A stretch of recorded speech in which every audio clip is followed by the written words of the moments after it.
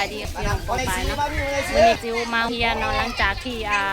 ผูคอต่อแขนโฮดทรงไม่คู่แล้วเนาะก็มีผู้ใหญ่ใจดีเพิ่นมาแจกอาหารแม่นบ่แจกอาหารเด็กๆเนาะมีข้าวผัดแล้วก็1 ลูกซีนมีสมุดมีปึ้มน้ำเนาะทุกคนเนาะผู้ใหญ่ใจดีเพิ่นมาแจกมื้อนี้ก็โอ้พี่น้องเอ้ยมีปึ้มมีขนมมีอันนี้ทุกคนนี่นะนี่นะผู้ใหญ่ใจดีพี่น้องมื้อนี้เพิ่นมาแจกเพิ่นมาแต่ประเทศไทยแล้วเอาไปแล้วก็ให้อยู่ดีมีแห้งเด้อเด้อครูสาวครูแล้วก็มีลูกซีนมีฮอทดอกปลาแก้วพี่น้องปลาแก้วคนงามมื้อนี้เป็นสะพานบุญวันนี้นะจ๊ะทุกคนเนาะแล้วก็ป้าน้อยนะจ๊ะมื้อนี้เนาะมันเป็นผู้เฮ็ดเป็นเซฟเนาะเป็นเซฟเด้อเดี๋ยวมาเบิ่งนำกันเนาะวิธีการแจกคืออันเด็กเอาอันใหญ่แท้บัดนี้นะเราโคมใหญ่แฮงอะไรโคมใหญ่แฮงบอกว่าเอาอันตุทับน้อยๆสับเขาใส่อันนั้นยังเกาะน้ำแข็งใส่ลูกซีนก็มันก็ยิบลงนี้น้ำกันแล้วก็คนละขางคนละขางใช้ลูกชิ้นฮอทดอกแล้วมีโอกาสได้มาส่งไปแล้วก็ได้มีโอกาสมาเฮ็ดกิจกรรมเล็กๆน้อยๆเนาะกะมะเร็งถึงมันอาจสิบ่มากด้วยน้ำมะมูลค่าได้ก็มันก็มากด้วยน้ำใจแม่อันนี้น้ำสาเนาะมีข้าวผัดหม้อนึงแล้วก็ยังแล้วฮอทดอกร้านมากันแล้วมีปึ้มขนมนมเนยแล้วก็มีอุปกรณ์การเรียนเล็กน้อยทั้งว่าอันใกล้สิปิดเทอมแล้วเอาสิปนี้ค่ะให้เซาเบิ่งก่อนโอเคเข้ากับมาโอ้มีปึ้มมีเซฟไทก้าทำไมหนูไม่เข้าแถวลูกน้องไทก้าทำไมไม่เข้าแถวแล้วไทก้าเข้าแถวว่าเล่นกีต้มละซูไม่รู้ไม่ใช่ลูกฉัน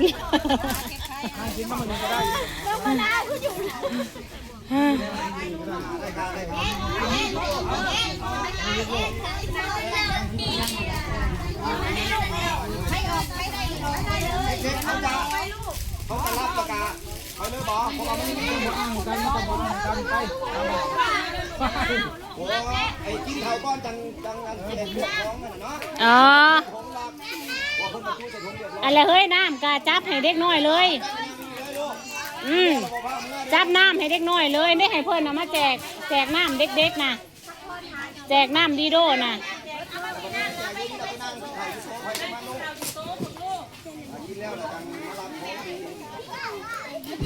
แจกน้ำเลยโลด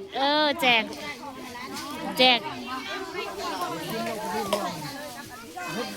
ไปนั่งกินอยู่โต๊ะก็ได้ลูกได้น้ำแล้วบอ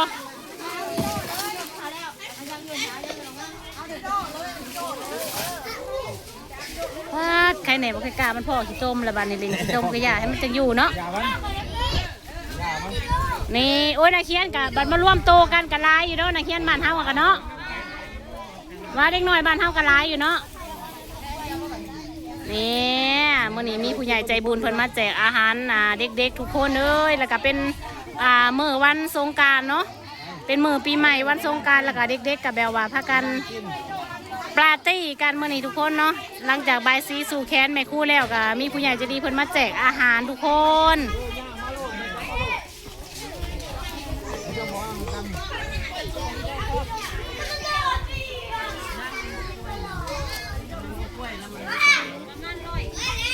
ไทยการนะวันใหม่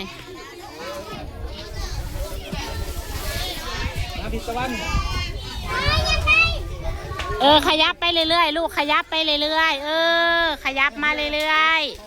ๆอย่าหยอกกันที่สองคนนั่นยืนดีๆ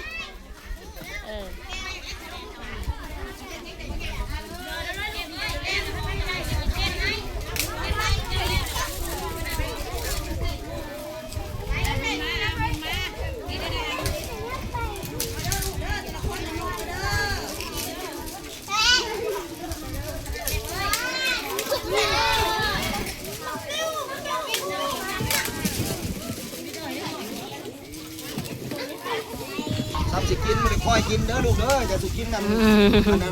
เด้อน้องปีอย่าคาคอได้แล้วบ่ให้ฟ้าวเด็แม่นแล้วก็โฮดทรงแม่คู่มื้อนี้นั่นวันใหม่ได้แล้วบ่ลูกอันนั้นแม่ โต๊ะ ไปนั่งกินลูกไปพากันไปนั่งกินอยู่ไหนพูนที่ละลูกอยู่โต๊ะพูนอยู่ห้องซุ้มเจ้าพูนไปมาแล้วเพิ่นยังสิไปแจกปื้มแจกอุปกรณ์อยู่ เดี๋ยววางใส่ถ้วยเขาเลยก็ได้เดี๋ยววางใส่อันนั้นแหละวางใส่จานเขาโลด ไปหานั่งกินเด้อลูกเด้อวันนี้เด้อ วางใส่ถ้วยแล้วโลดจะไม่หลุดมือเดี๋ยววางใส่ถ้วยโลดมันบริเปื้อนห้องๆ อ้าวน้องไทก้าเจะคึบมาเปื้อนแถวบ้านนี่ป้าติโตมาเลยมึงนี่ป้าติโต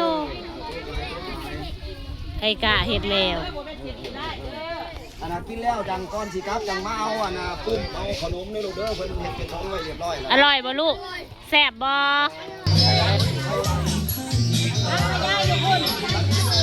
ก่อนได้ไหมเพลง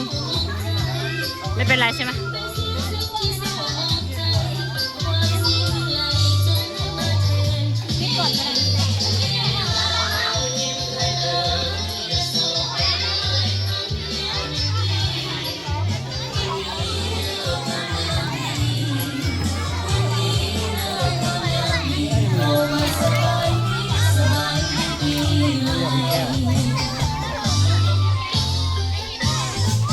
แซ่บบ่เทพอร่อยไหม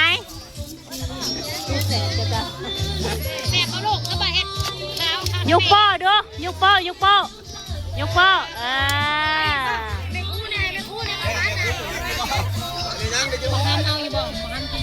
เอาไว้ตั้งไว้มัน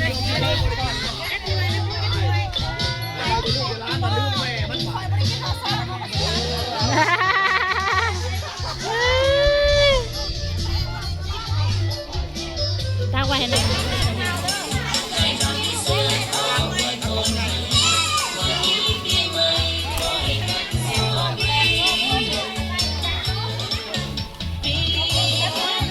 เอาเลยดิฮักกะมาบ่เฮ้ยคนสวยเด้อเฮ้ยเนาะคนสวยย่าเอ้ยน้องเล่นโลดเล่นโลด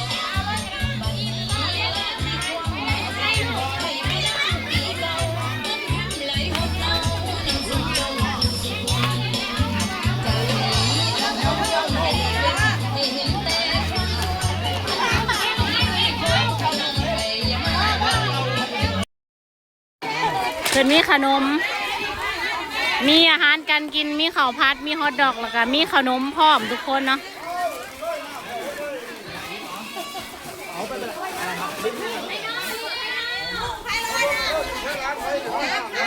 ปล่อยเลยอิสระเฮ้ยร้อยโคกละมอนะเฮ้ยเล่ลูกเองร้อยโคกไม่ใช่เฮ้ยมาใครกล้าเฮ้ยเอาไว้ให้กล้าเนี่ยเด้อเฮ้ยจังห่อขนมมันเนี่ย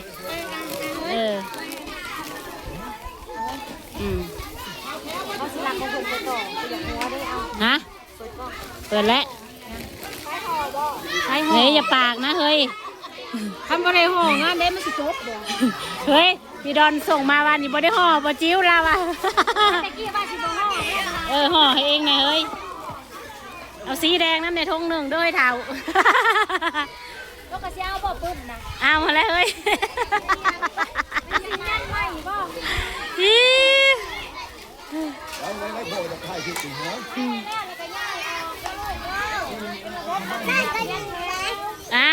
มาเลยเลดี้ลูกโตมาแต่ใช้อันนี้มึงเนี่ยบอกกินยังได้เฮ้ยบริสนใจยังได้เฮ้ยมีแต่เล่นอย่างเดียวน้องไทก้าน่ะหมูกินบริสนยังนี่โอ้ยเฮ้ยเอ็กเสียดายบริเอาไปเอาบักหน้าเบียมาดิหมดแล้วมันอยากให้มันเห็นบรรยากาศแบบนี้ฮะนะเฮ้ย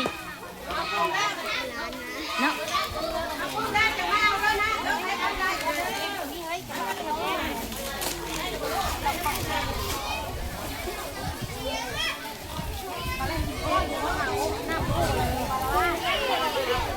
วันใหม่ได้สาสูวันใหม่ออกมาแล้วคู่กันอยู่บ่ปื้มนะตอนนี้น้องมะนาวได้อะไรลูก น้องมะนาววันใหม่ดิเป็นปุ่มสีม่วง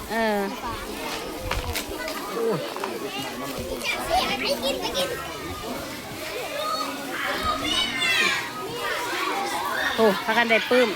แล้วตั้งใจเฮียนเด้อเด็กๆบ่แม่นสิเอาไปเขียนแนวอื่นได้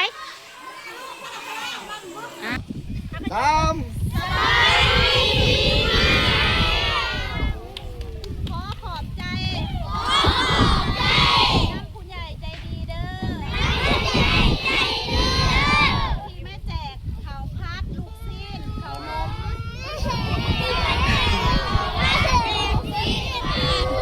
อุปกรณ์การเรียน ดาว ขอบใจหลายๆขอให้โชคมาร่ำรวยขอจบขอขอบใจ โอเคเอาตัวมือ จบมือ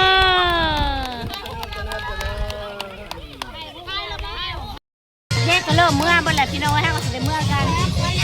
นาเบียมานาเบียมานำล้างหมูน้องนาเบียโอเคพี่น้องเนาะสลับมื้อนี้ก็เด็กน้อยก็ม่วนซื่นม่วนอยู่บ่เด็กๆม่วนอยู่บ่ม่วนเด็กน้อยโอเคพี่น้องสิได้กลับกันเด้อทุกคนจังได๋ก็ฝากกดไลค์กดแชร์กดติดตามด้วยนะจ้าบ๊ายบายเด็กๆบ๊ายบาย